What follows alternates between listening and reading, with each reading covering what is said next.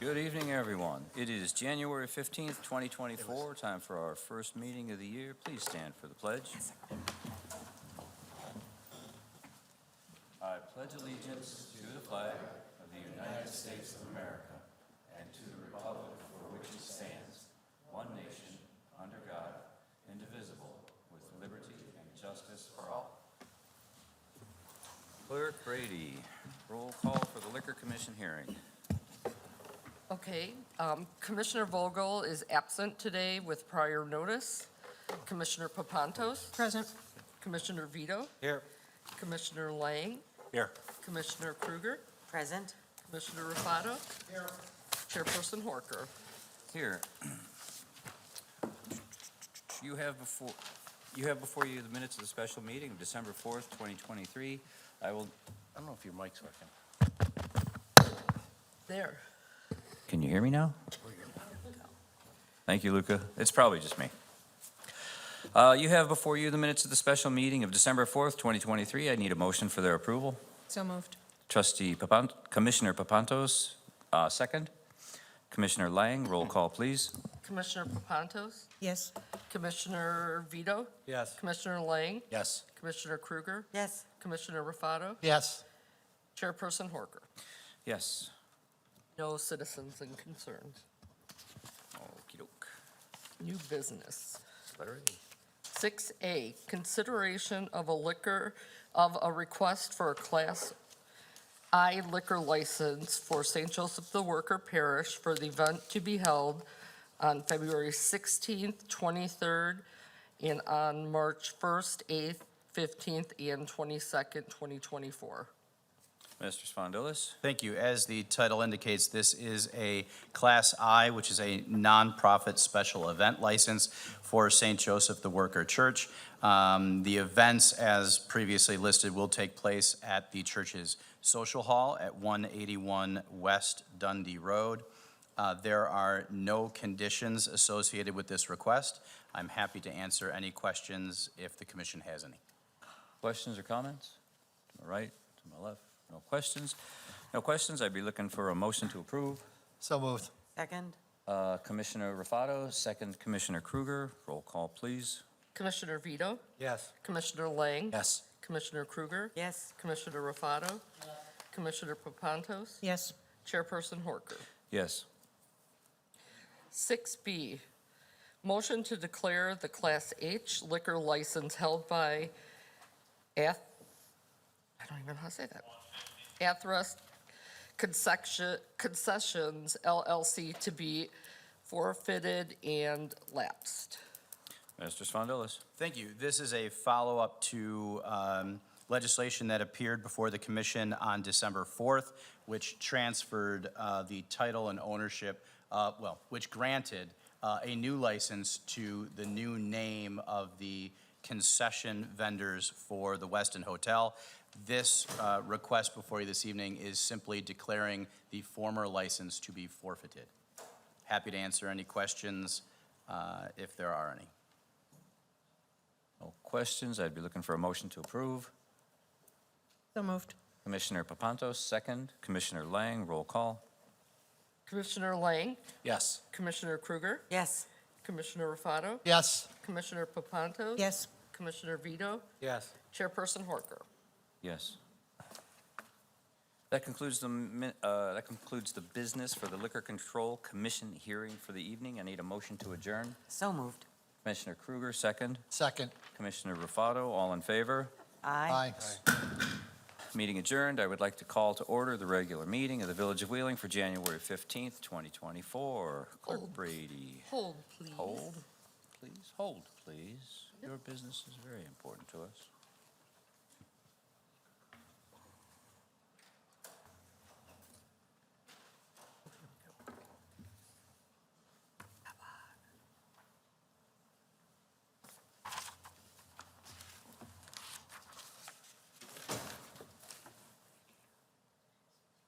Okay.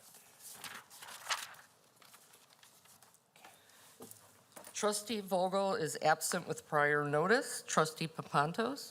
Here. Trustee Vito? Here. Trustee Lang? Here. Trustee Kruger? Present. Trustee Rufato? Here. President Horker?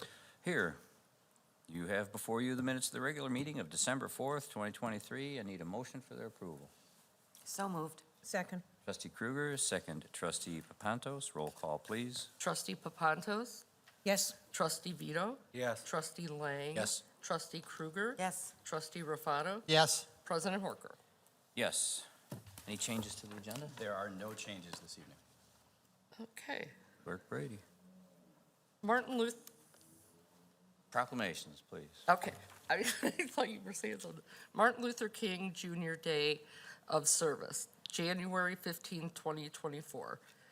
Whereas Dr. Martin Luther King Jr. devoted his life to advancing equality, social justice, and opportunity for all, and challenged all Americans to participate in the never-ending work of building a more perfect union, and whereas Dr. King's teachings can continue to guide and inspire us in addressing challenges in our communities, and whereas the King Holiday and Service Act, enacted in 1994, designated the King Holiday as a national day of volunteer services, and charged the Corporation for National and Community Services with leading the efforts, and whereas since 1994, millions of Americans have been inspired by the life and work of Dr. Martin Luther King Jr. to serve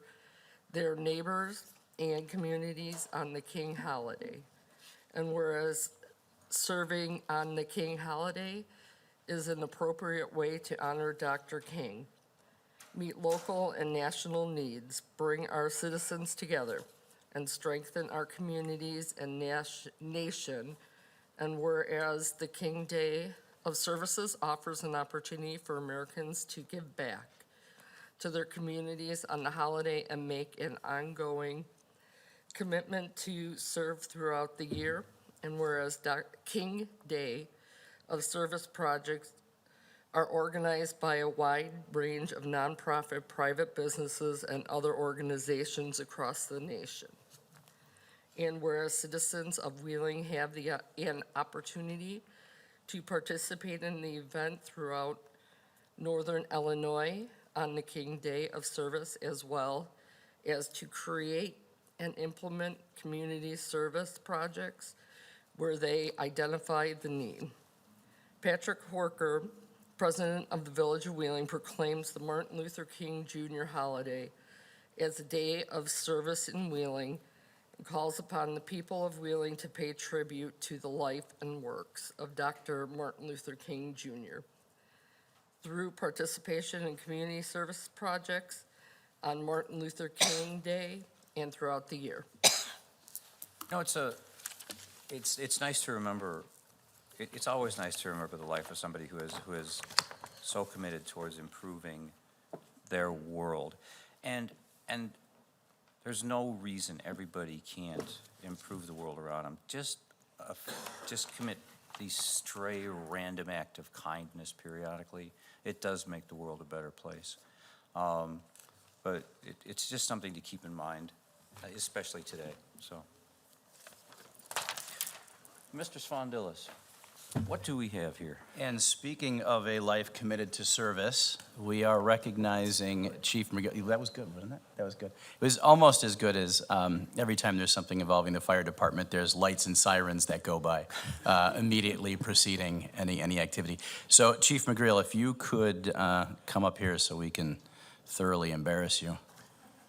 Wow, and he's in a sport coat and everything. I know, right? I almost didn't Looking pretty good. recognize him. Maybe go over there just so that Acting Chief Mella can, we could take pictures of all of this. So for those of you that are wondering, Chief McGreal retired on Friday. So he is now a resident, but will forever be chief to us. The chief has a flair perhaps for the dramatic. He was sworn in the height of COVID outside in a windstorm, and then his party delayed because of the temperatures on Friday. So I think he just really just wanted to be in front of a camera, right? Figured. Mike is an amazing man, was a great chief. His tenure here forever cemented in the history of the department and the community, overseeing the construction of 2 new buildings and the addition of 6 new firefighter paramedics, all very big accomplishments, not just for the department, but for the community. And we can't thank you enough. So thank you very much.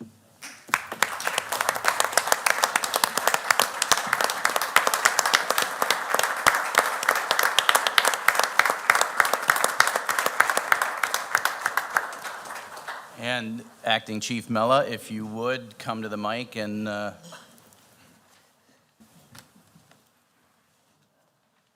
Well, let's find out. All right. Chief McGreal, it has been a pleasure and an honor to work with you for the last almost 7 years now, with 3 years as deputy and 3.5 going on 4 as our chief. You've been a great mentor and a great friend, led us through a difficult few years, and as the village manager said, you've made a big impact here. I would like to present you with a retirement badge. All right. So, you know, you can still wear something. I got it. Thank you very much. Congratulations. All right. Thanks for everybody coming out in this weather, and like you said, they got a call as soon as I came up here, and they're out on fire alarms. Plus, we don't want the fire trucks out in this sub-zero weather because they do freeze. I appreciate our police coming out, and I do want to just thank the board, staff, especially Chief McIsaac, for taking me on board and letting me be part of this organization. It was truly a privilege to serve Wheeling for the last 6.5 years. I'd also like to thank my wife that 37 years ago, she cut out a little ad in a newspaper for a firefighter position in Wilmette. I didn't even know where Wilmette was. We grew up on the south side of Chicago, and took the test, got the job, and here we are, 36, almost 36 years later, and I do appreciate her, and I appreciate Chief McIsaac. It was great working for him a couple of years. I learned a lot. I think we had a good team, and it's good to see him upright. So thank you very much, and thank you, Steve. He's been a great deputy, and he looks like a natural sitting over there. I'm just saying, just saying.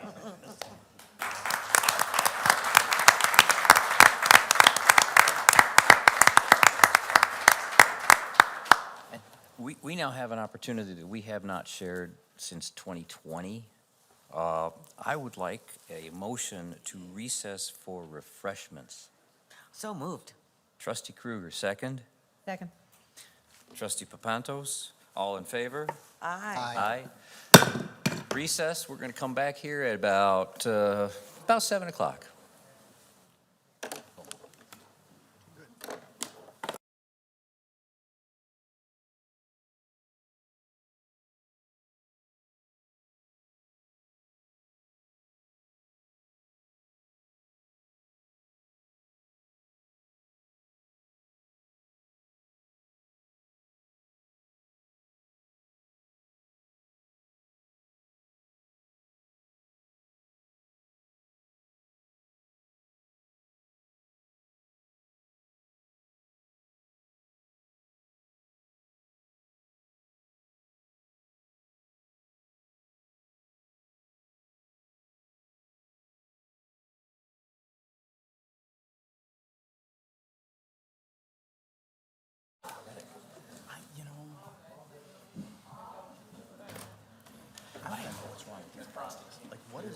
Because it was dark up there.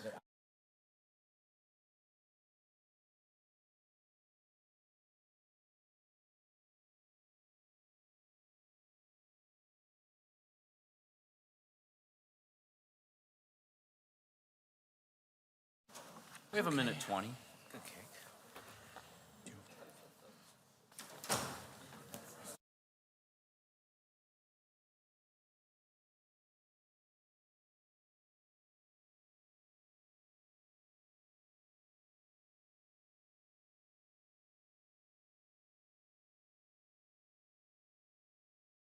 Intentional. Come on, the meeting's almost over.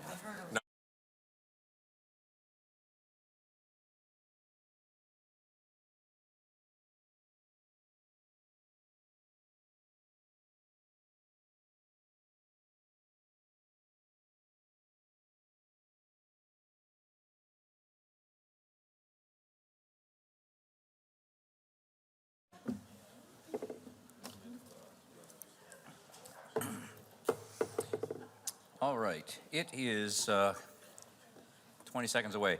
I would like a motion to reconvene regular session. So moved. Trustee Rufato, second. Second. Trustee Papantos, roll call.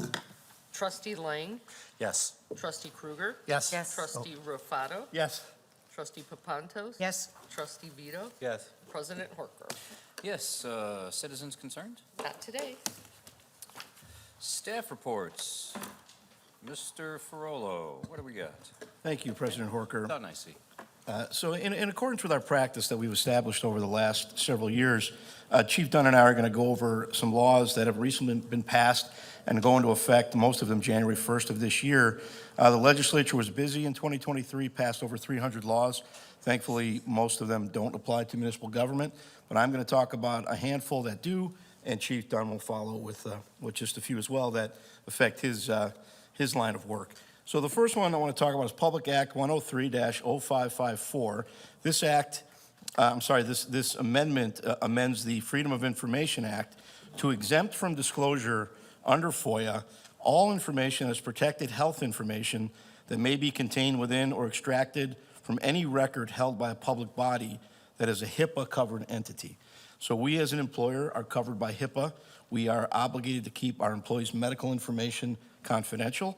And we always will have done that. This act just makes it a little easier to do that. It expressly covers HIPAA information from and protects it from disclosure. The second public act amends the Prevailing Wage Act. This is an act that requires for public works project that the prevailing wage in Cook County is paid. Prevailing wage most of the time coincides with union wage. It's a higher wage for workers.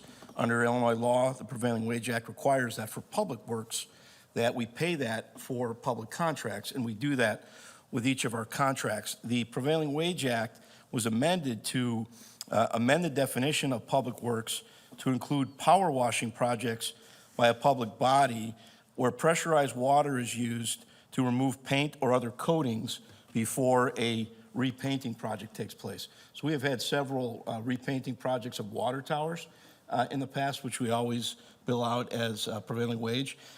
This change to the law requires us to make sure that the prep work to get a water tower, for example, ready to be repainted is covered by prevailing wage.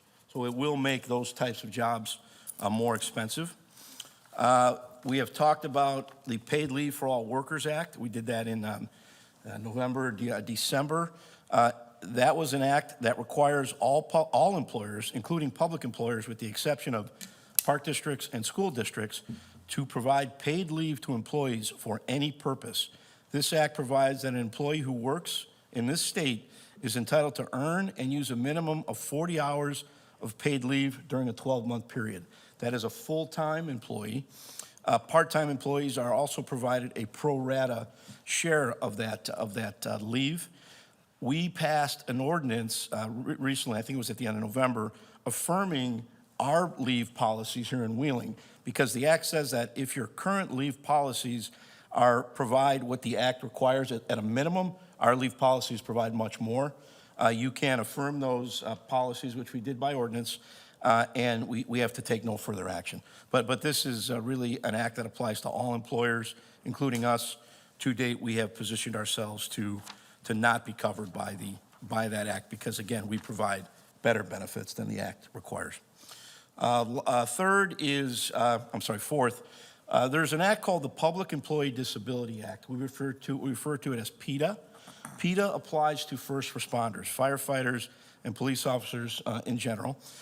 And what PETA provides is that if a firefighter or police officer, first responder, is injured on the job, is injured while working for the Village of Wheeling in responding to a call, that they get their full pay for up to 1 year.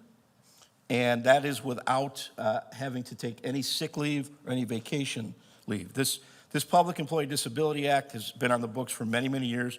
The act was amended to amend the definition of illness to provide that and it provides that an illness includes any disease or condition, the presence of which in a community results in the declaration of a disaster or emergency order by a state, county, or municipal official. What this act essentially does is provide that if COVID was part of an emergency declaration, if a firefighter or police officer suffers from COVID, there's a presumption that it was related to work, and that if they're out for 2 weeks, a month, whatever the case may be, unless there's evidence that they caught it somewhere else, which is very difficult, they would be provided their full pay without having to take any vacation time or sick time out of their leave bank. That's all of these acts I'm discussing go into effect January 1st of 2024. The next one relates to design-build contracts. So Public Act 103-0491 creates the Municipal Design-Build Contracts Division in the Illinois Municipal Code. So typically, or historically, most public entities, for example, a building like this, the delivery method is referred to as design, bid, build. What that means is we retain an architect. The architect draws up plans. We put them out to bid, and we award the contract to the lowest responsible bidder. Design, bid, build. Design, build, what that means, it's a different delivery method, and we used it actually. We were kind of ahead of the curve. We used it for this building. We used it for the police department. We used it for public works and fire, right, in the fire department. All four of those Correct. buildings. Okay, maybe those. We bid this building. We did but bid this building, But that's the right. last two fire stations and public works and the renovation at police. And we used a method called design build, which many in the construction industry feels is a more efficient delivery system. Design build means that we can hire a firm that has working for it an architect, contractors, designers, it's one package. And we hire that firm, and that firm delivers whatever project we're looking to have delivered. We did that for, again, the two fire stations, police department, and public works.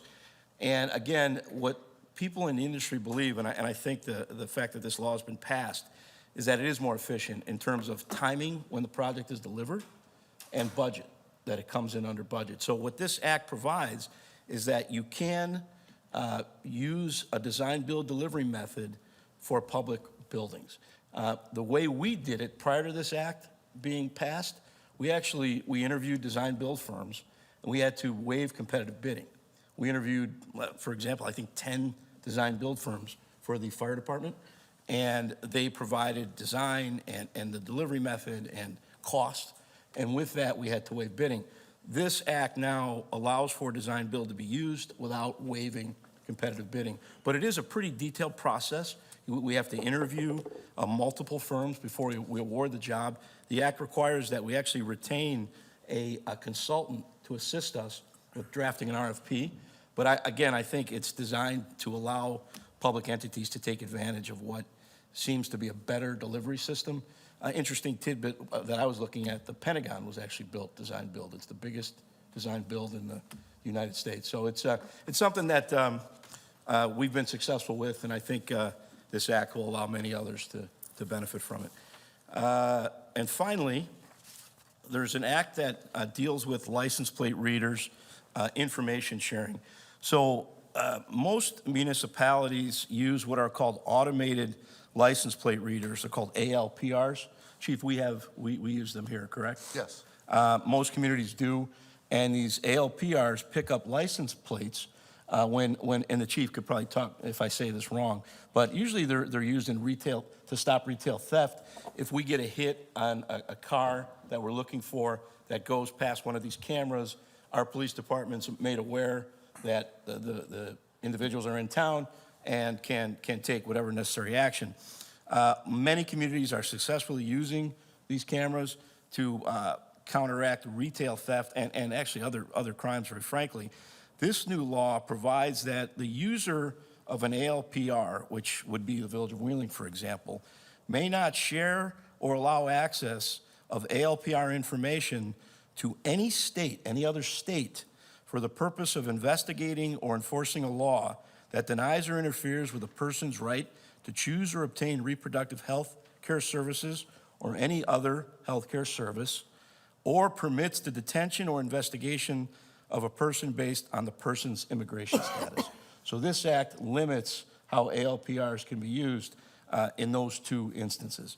Again, I think it's an effective law enforcement tool, what I've seen in my practice, and I'm not sure this won't affect what we've been using it for here in Wheeling and what most communities are using it for.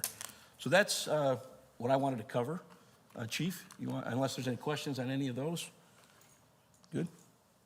Chief Dunn? On the, just to make clear, the license plate readers, they're not for a license plate, my understanding of how the system works is that for a license plate to become noticed, for the surveillance system to actually become aware of a license plate, it is watching, but it's not alerted until a specific plate has been specifically requested. So it's not like everybody's being read all the time just for the purpose of tagging them. We can't get any of the data until we say, we saw this car or we saw this specific plate, where is it? There has to be the request for where is it? Isn't that how that works? There has to be the request of have you seen this car? Everything's being documented, but the search parameter would be you can't go fishing, you have to have a target. And it can't be just one person who says, have you seen my ex-girlfriend's white convertible with this plate number? That's correct. Okay. So there are all kinds of safety catches for the system. The primary, if the judicial purpose of this was primarily for the reproductive rights, so if someone seeking abortion in Illinois couldn't be prosecuted, we're not providing the information, say, to Missouri or another state that has prohibitions. Right. Was the primary I made that way purpose. longer than it needed to be, sorry. That's okay. Last year, we also had a weapons ban signed by Governor Pritzker, and everybody was required to register their assault weapons prior to January 1st, 2024. So you can go to the state police website. If you haven't done so by yet, you can go to the state police website, the FOID website, and register any banned weapons. And there's a list on there what weapons are banned. Indoor vaping is prohibited. The bill prohibits the use of e-cigarettes. E-cigarettes have now joined cigars and cigarettes as far as indoor and public spaces prohibitions. It's just been added to this language of the 2008 Smoke-Free Illinois Act. Electronic communication devices. Illinois now bans video conferencing, video streaming, and social media while driving. So no Zooming, Facebook, texting. In addition, even though it's hands-free, you can't run a video conference or anything while you're driving. And you can't be checking your social media. And the last thing bringing to your attention is while it has been illegal in Illinois, remains illegal in Illinois to hang an object from your rearview mirror, obstruct your view. The law enforcement may no longer use that as a reason to stop you and issue you a ticket or search your vehicle. So it is illegal, but law enforcement cannot enforce it as a primary enforcement device to search your car or issue a ticket for it. You can fiddle that riddle out. Trustee Papantos. On the registration of assault weapons? Yes. If you are late, is there a fine? No. So if you haven't done it, go ahead and do it. To the best of my knowledge, there is no mechanism for enforcement of the ban or what happens if you do or don't. So it's just, at some point there may be, so I just always encourage people to follow legislation's intent. And it's a drop-down screen. I went and reviewed it a couple weeks ago. It's very easy to do. It's not that intrusive and takes 2 minutes. and everybody who has a FOID card has access to that or should already have that available to them. So there's another box on there that you can select and just a drop-down screen, and it has multiple choices. In fact, it lists all of the weapons. So if you don't see your weapon or your device or mechanisms listed there, you don't need to register them. So when in doubt, you just go down the list they have in the drop-down box. Thank you. Thank you. Looks like it. Thank you, guys. Thank Happy you New very Year. much. Clerk Brady, consent agenda. Oh, wait, Chief. Thank you. I'm sorry. The police department is partnering up and teaming up with our grocer Jimenez once again to organize the Arrest Hunger Food Drive.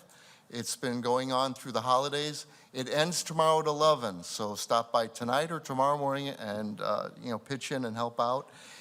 They utilize the donations to replenish the shelves at the Wheeling Township Food Pantry, and we invite you to support our cause. We have neighbors who count on this, and it's always good to help each other out, and it is much appreciated. So tomorrow at 11 it ends. Now, thank you, Chief. Thank you. You're welcome. Clerk Brady. Okay. Consent agenda. All items listed on the consent agenda are considered to be routine by the village board and will be enacted by one motion. There will be no separate discussion of these items unless a board member or citizen so requests, in which event this item will be removed from the general order of business and considered after all other agenda items. 11A, resolution accepting a proposal and authorizing the approval of an annual maintenance contract with Fulton Siren Services for an outdoor alerting system in an amount not to exceed $39,400 in fiscal year 2024. 11B, resolution authorizing the approval of an annual Astro Infrastructure Service Agreement with Motorola Solutions related to the dispatch capabilities within 911 center in the amount not to exceed $42,105 in fiscal year 2024. 11C, resolution authorizing the village manager to execute a voluntary separation agreement and release of all claims in the amount of $39,669.67. 11D, resolution approving a contract with Utility Dynamics Corp. For the 2024 street light replacement project in the amount of $545,605.50 in fiscal year 2024. 11E, resolution approving an agreement with the Sciorba Group, Inc., for construction engineering services for the 2024 streetlight replacement project in the amount of $39,884. 11F, resolution approving a contract with RJN Group, Inc. for sanitary sewer evaluation services, SSES, in the amount not to exceed $40,000 for fiscal year 2024. 11G, authorizing approval,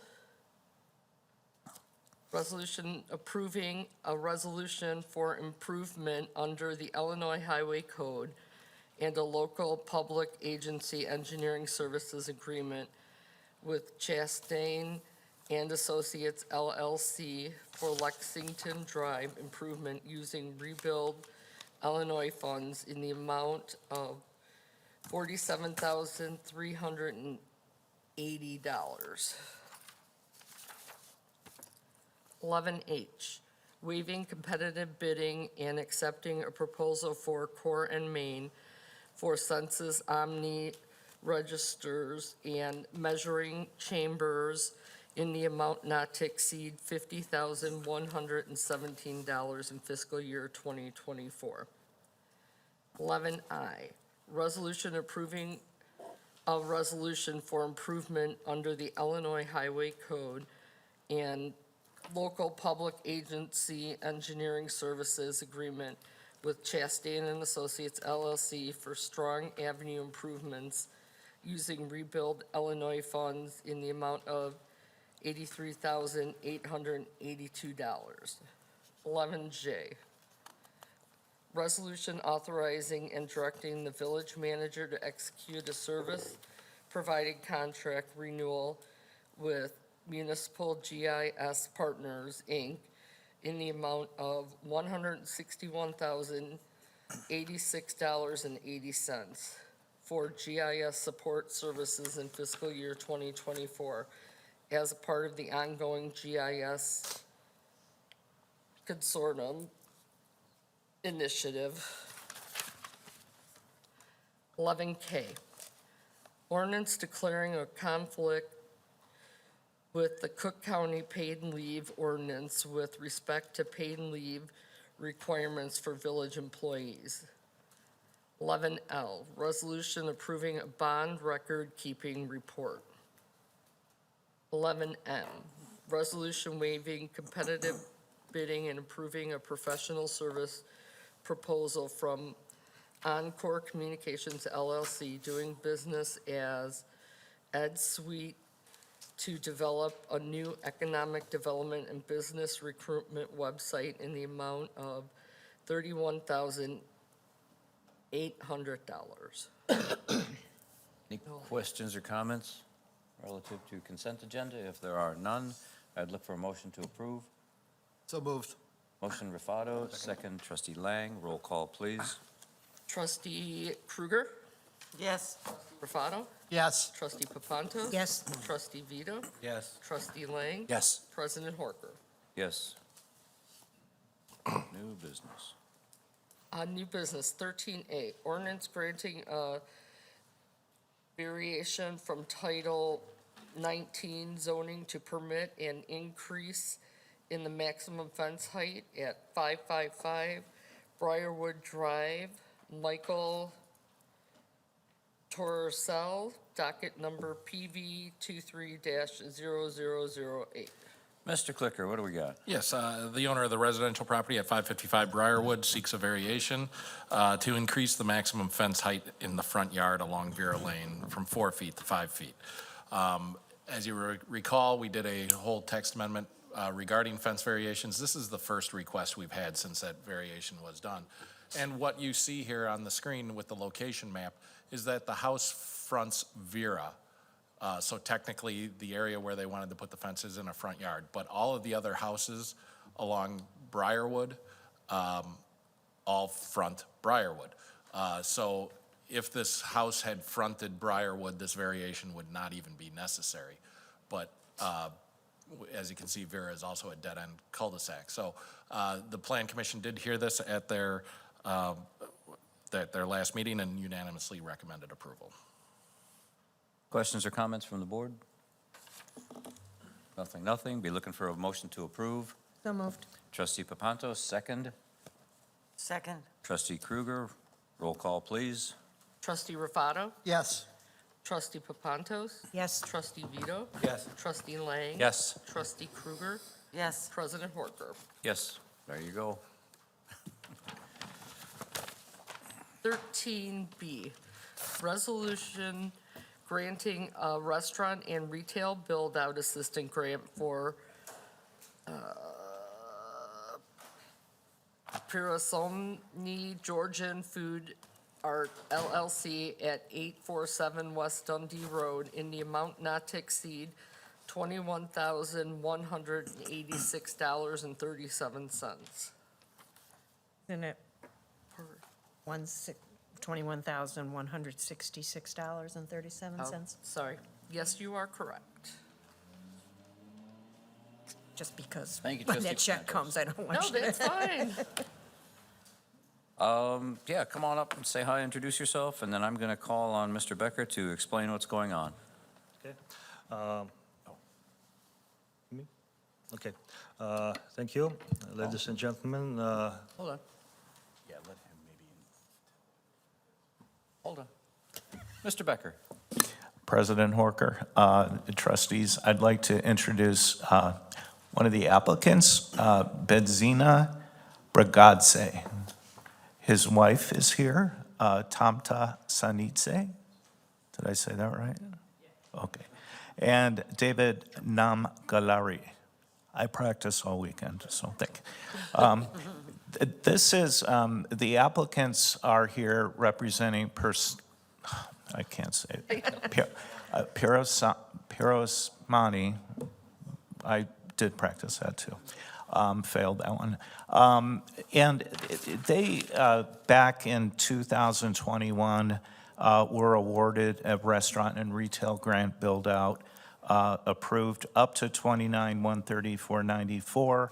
Actually received reimbursements for a little bit less than that based on qualified costs of $28,833.63. Unfortunately, they opened during the time of COVID. There were severe supply chain shortages, delays in opening, but the group persevered and opened their existing restaurant and bakery takeout facility at 849 West Dundee Road.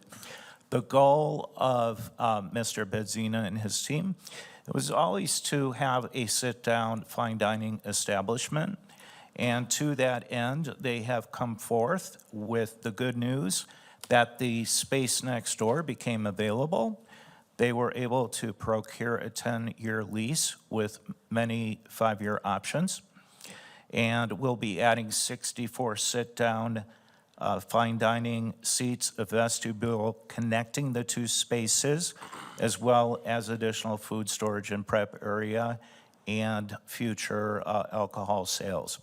So with that being said, given that our grant does cap out at $50,000 for sit-down restaurants, Pirosmani does qualify for an additional $21,166.37 based upon that calculation, netting out what they had received for their first space. With that being said, I am happy to answer any questions, introduce Mr. Bragadze and his team, but this will be a destination fine dining restaurant at Dunhurst Plaza. The group has received excellent reviews via numerous social media outlets, and we look forward to creating a destination at this location. And Mr. Thank you.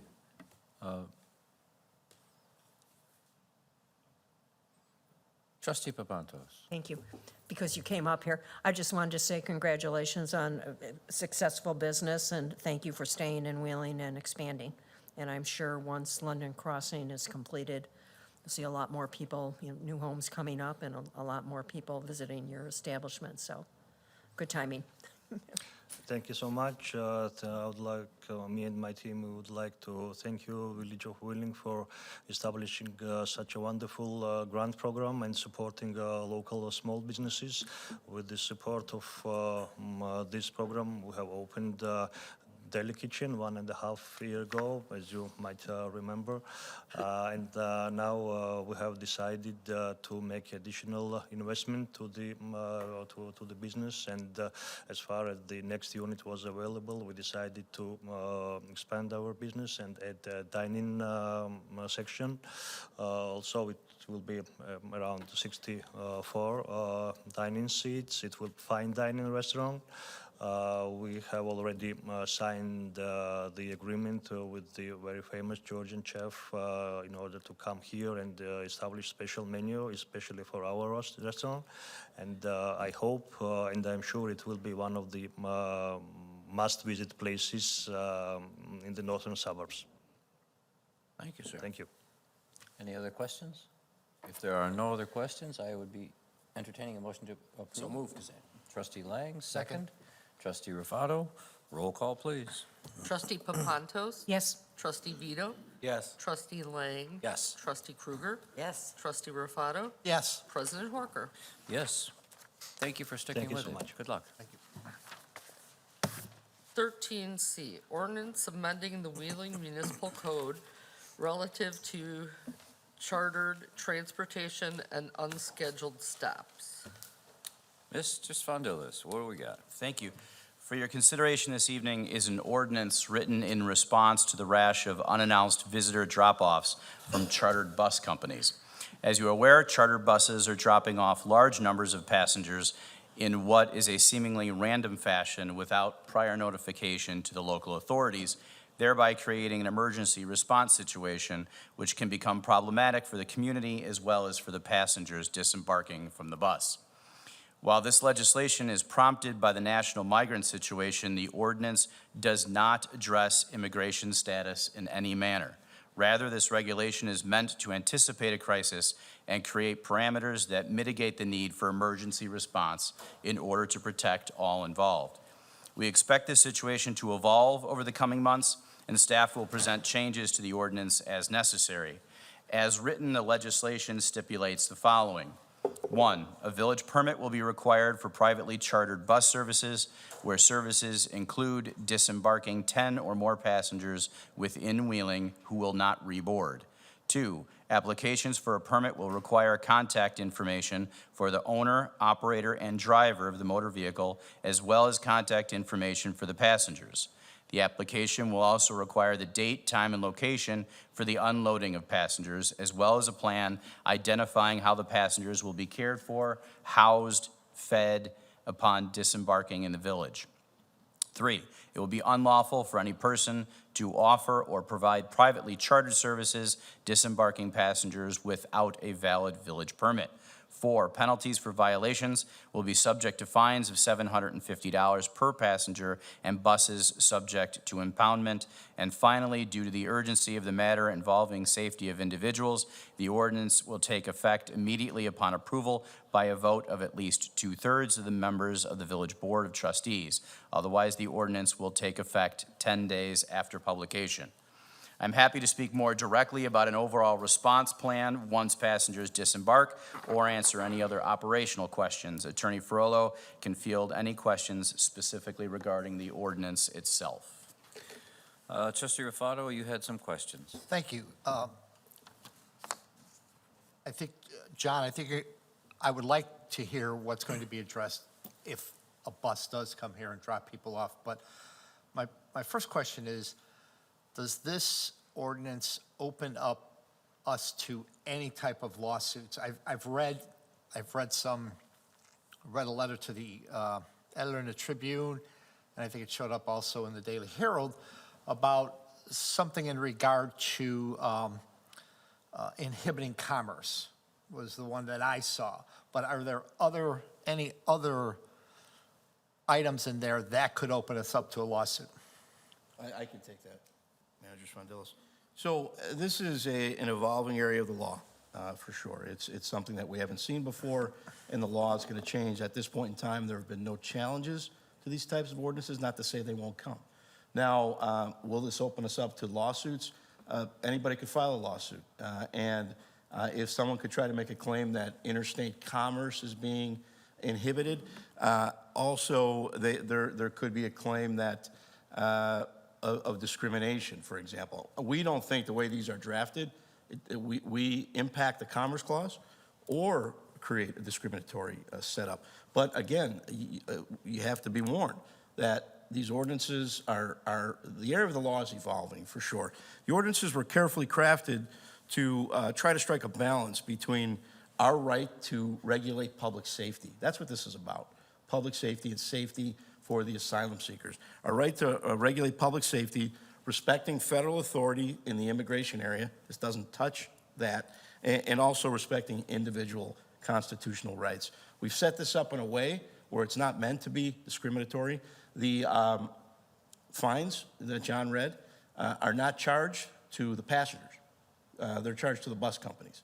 The idea behind these ordinances, and we're not the first to do this, as you all know, is to put the staff in a position to assist with getting asylum seekers to the resources that are available and have been built with state and federal money.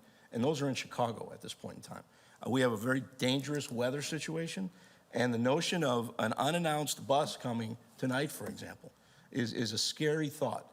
And this kind of structure will help to prevent unannounced drop-offs. The required time for drop-offs is 7 a.m. to 4 p.m. Daylight hours, staff generally is available during those times. So can a lawsuit be filed? Sure. In terms of, and what that lawsuit would do would challenge these ordinances. And it would challenge everybody's ordinances. Not just, we're not unique in this setup. But there is no, in terms of monetary liability that I see that we would get tagged with. Again, people can make arguments. Lawyers can make creative arguments. We have done our very best, as other communities have, to respect constitutional rights here and to really put us in the best position to help, very frankly. I should have prefaced this by saying that the state and the federal government have, they don't have enough skin into this right now. And it's falling on the city of Chicago, and now it's falling on municipalities. And it's just unfortunate. And what's happening at the border is inexcusable, and the federal government should be down there doing something to aid the migrants that are coming here. And I just don't see that. And I guess we're not preventing them from coming here, but we're trying to get, I guess, some type of, not continuity, but some type of, to help us, to help them, It's in communication. I Right. think these ordinances are designed to create a line of communication, And, so we know what's happening. and everybody wants to make this so complicated. So, thank you. And John, to the point of a bus can still come here, and a bus could still drop people off, and by the time we know about it, that bus could be gone. So what are the plans if that does happen? As you said, there are a lot of different scenarios that can play out, and I can tell you that we have a plan for as many that we can predict. But the reality is, at least as of today, the way these buses are coming in, they are coming in with the specific intention of having their passengers disembark and be put on a train down to the city of Chicago. While Chicago has its own ordinances in place, those are meant basically for the same reason, for the same intent that we are, which is communication, right? You've heard all about the impoundment of buses and all that, but ultimately it's about communication. There is a very large campus that is already existing and being expanded. So the city of Chicago, through aid from state and federal levels, is running this campus. All we need to do is get people from here to there. As far as I know, in any of the communities that have received a bus up to this point, and again, Wheeling has not had many buses come to our town to drop off passengers, there has not been any situation where those passengers stayed in the community that they were dropped off in. So as of now, the intent is simply from the charter bus companies coming from Texas is to drop them off in the suburbs in order to get them on a train to get them downtown. So part of this, as Attorney Frollo explained, even this 7 a.m. to 4 p.m. Time restriction that's when there are trains running. So it's not only that we are here to serve, which of course is and control and manage and all that, it's also our train line is unique compared to a lot of other communities where you've heard buses having passengers disembark. It's a very narrow margin of opportunity for people to get on a train that is inbound. And that's another reason that we feel we sort of have to do something, because quite frankly, we're a little nervous that people are going to get dropped off at the metro station that is locked after 7 p.m. because there's no more trains, there's no more passenger trains coming through town. Then what happens? you know, then there's not only a safety issue for those passengers, it's also about our community. We're going to have to respond in some way to collect those people and move them on their way. To that end, we have arrangements available to us. If we need to get a bus, we have the opportunity to do so through Mavis or through a private agreement to get a bus here and then charter that bus straight to Chicago. So we've got that opportunity if, and that's still Plan B, if Plan A is they're not getting immediately on a train.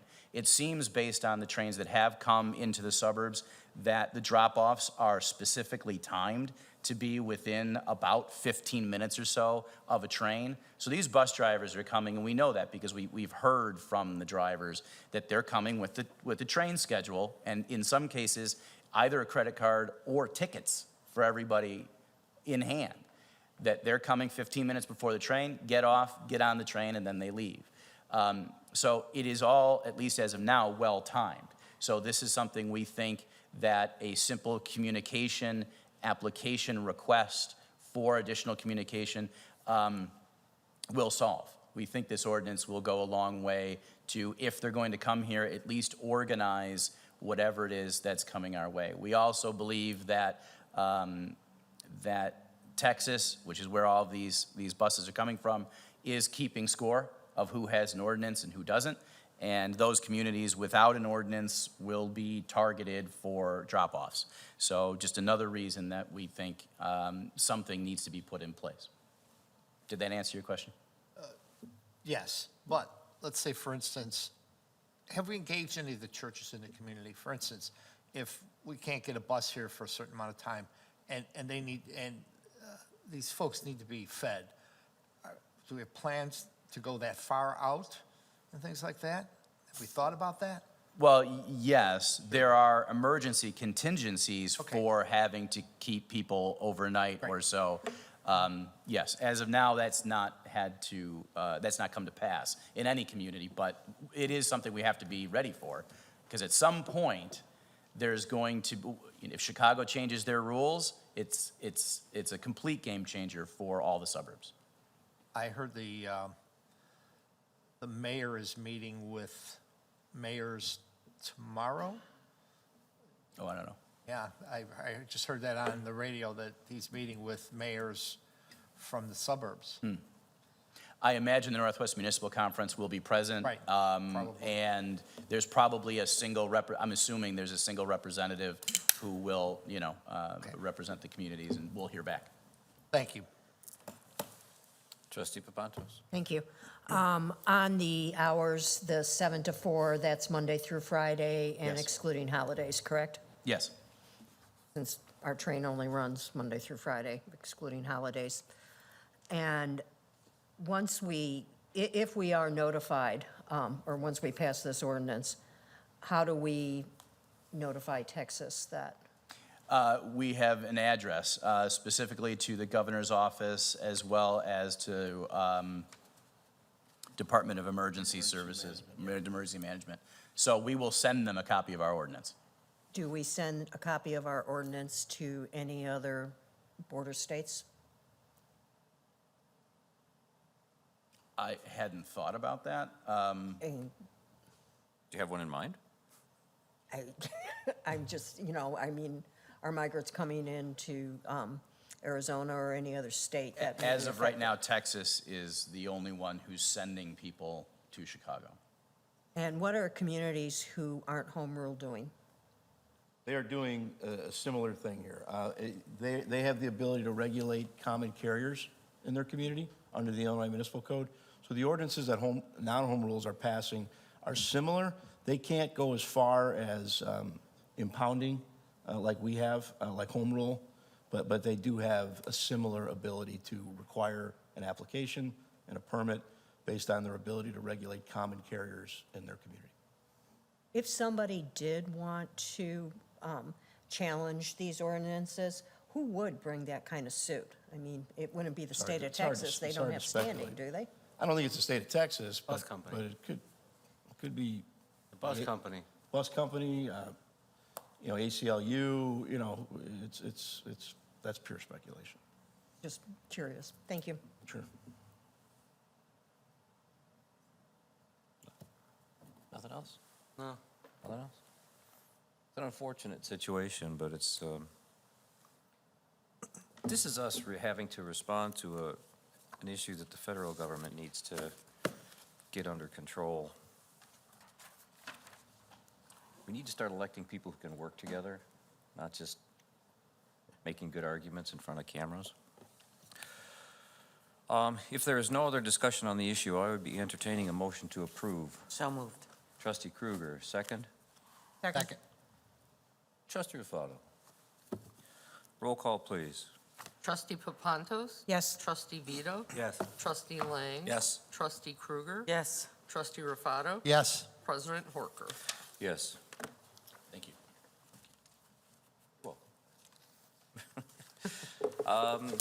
You have before you the bills for December 14th, 2023 till January 10th. Official communications?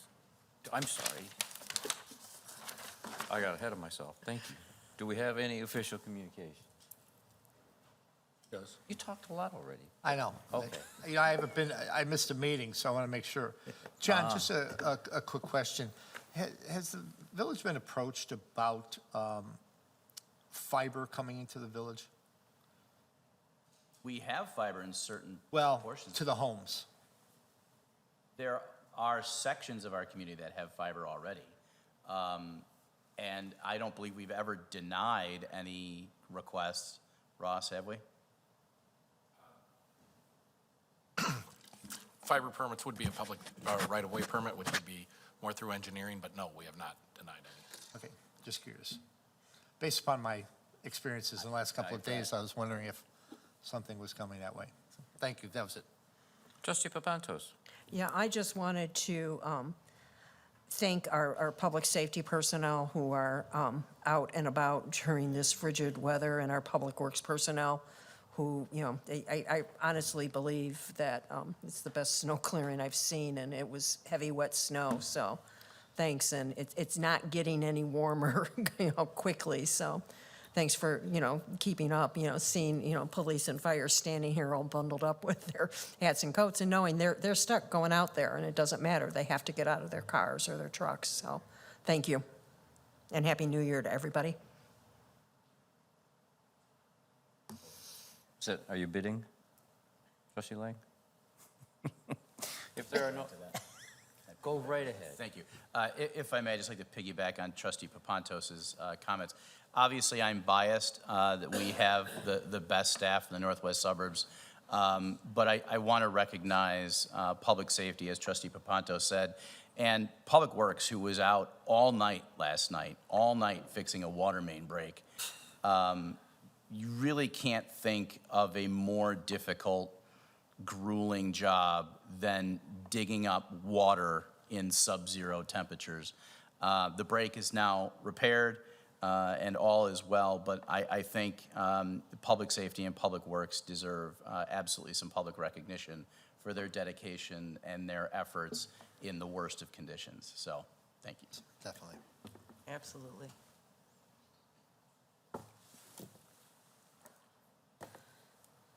We all good? Happy New Year, everybody. At this point, we do have the bills to approve, December 14, 2023 till January 10, 2024. As written, motion? Second. Trustee Lang, second Trustee Rufato. Roll call, please. Trustee Vito? Yes. Trustee Papantos? Yes. Trustee Rufato? Yes. Trustee Kruger? Yes. Trustee Lang? Yes. President Horker? Yes, we have no executive session this evening, so I need a motion to adjourn. So moved. You pick one for the first, and we'll give, Joe Vito made the motion, seconded by Trustee Lang. All in favor? Aye. Aye. We're going home.